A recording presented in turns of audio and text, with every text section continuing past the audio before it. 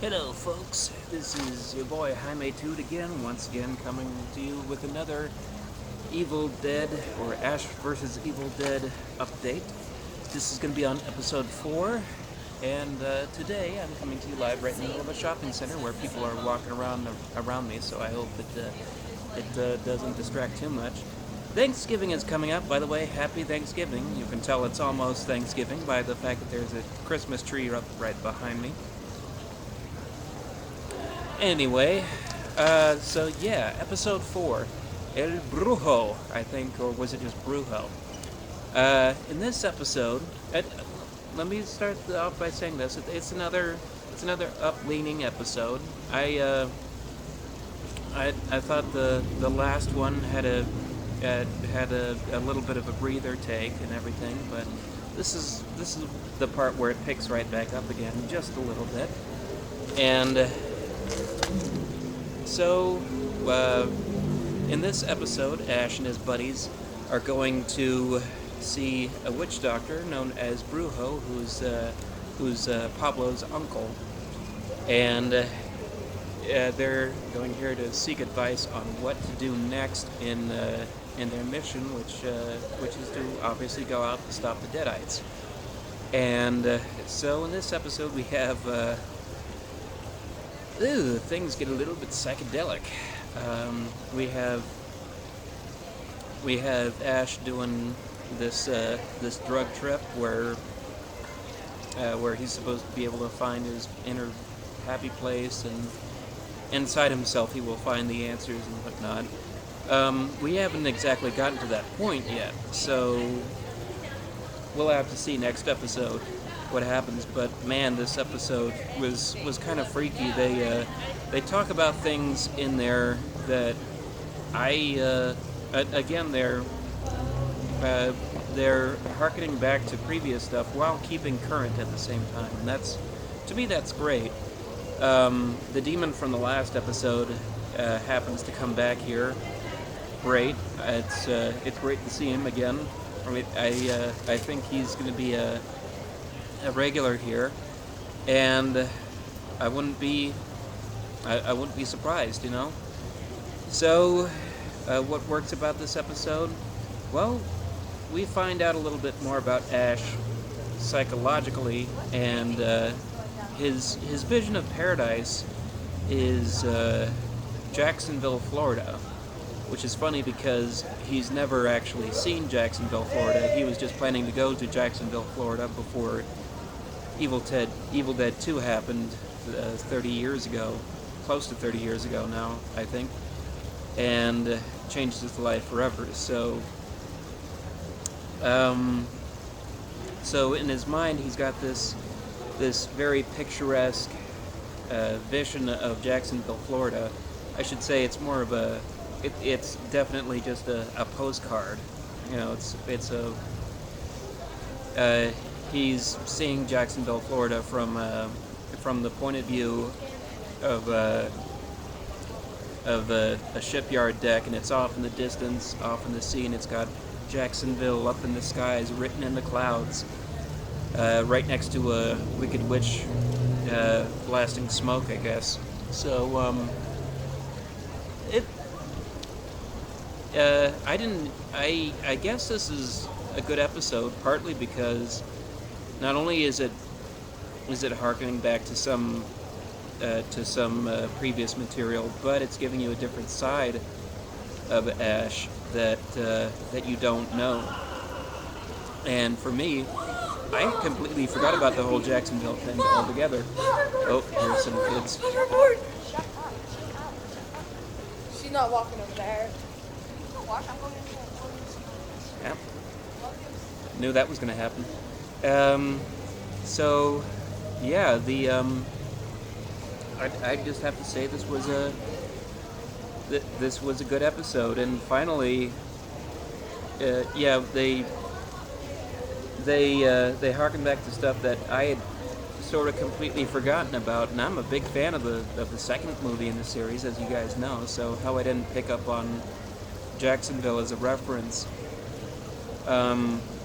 if they did, or I can't remember if they did or did not, but maybe I'll just have to go back and rewatch that one just to keep an eye out for Jacksonville. Anyway, um, now, now what else I liked about the episode? We get to see more Lucy Lawless, and she is a badass in this show. I mean, as if the previous episode did not already indicate that she's torturing a deadite for information.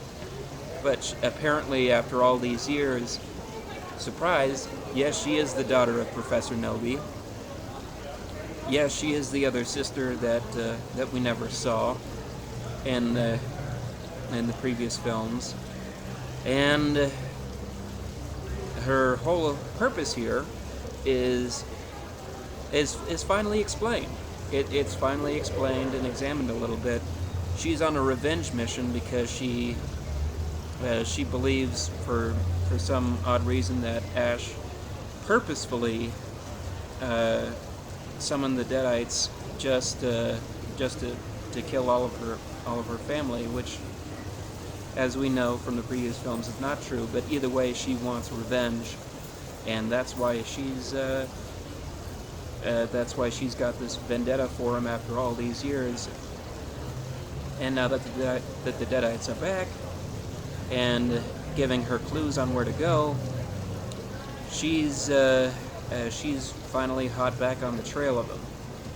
Well, it's a nice side story that's accommodating this, and I'd like to see how this wraps up, because she's teamed up with the detective who had to kill her partner previously, and I think they're going to be proving to be an interesting conflict for Ash in the long run. I'd like to see these guys in future episodes maybe come to terms on everything. Maybe not necessarily team up, but just come to terms with things. Although a team up would probably be pretty awesome. Maybe they'll be reluctant partners at some point in the series. I don't know. Xena and Ash finally together. That would be great. The behind the scenes on this episode. There's one important element that finally makes its resurfacing here. Ash's possessed hand. It had to turn up at some point, I guess, and it looks like the person who's been carrying it after all these years is Lucy Lawless's character. Now that the Deadites are back, she's carrying her. We find out she's been carrying around his hand all these years. I guess she found it at the wreckage of the previous film, Evil Dead 2, and she somehow used it to find out all this information about Ash and seek out a quest for vengeance. Maybe it's fingerprints, but it's just recently started moving again because the Deadites are back. I guess that's the explanation that they've given. So they wanted to take care of this. Obviously, they wanted to make sure that they did it justice. And initially, what we saw was they did a few tests where she was actually keeping it in a jar full of formaldehyde, and it didn't quite work because, if you look at stuff in a jar, it sort of works around. It gives it the sort of magnified warping look, and they didn't like that, so they just sort of had her carrying it around in this wrapped up blanket, which I guess sort of works. Although we would have to question, this hand's been dead for so many years, how it hasn't shriveled up is anyone's guess.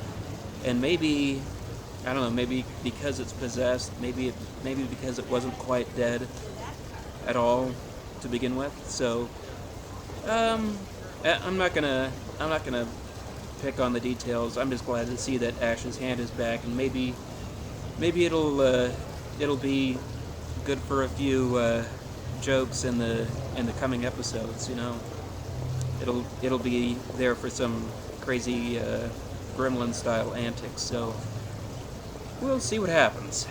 I'm still hopeful for this series. I'd like to finish it off. I'd like to look at the other six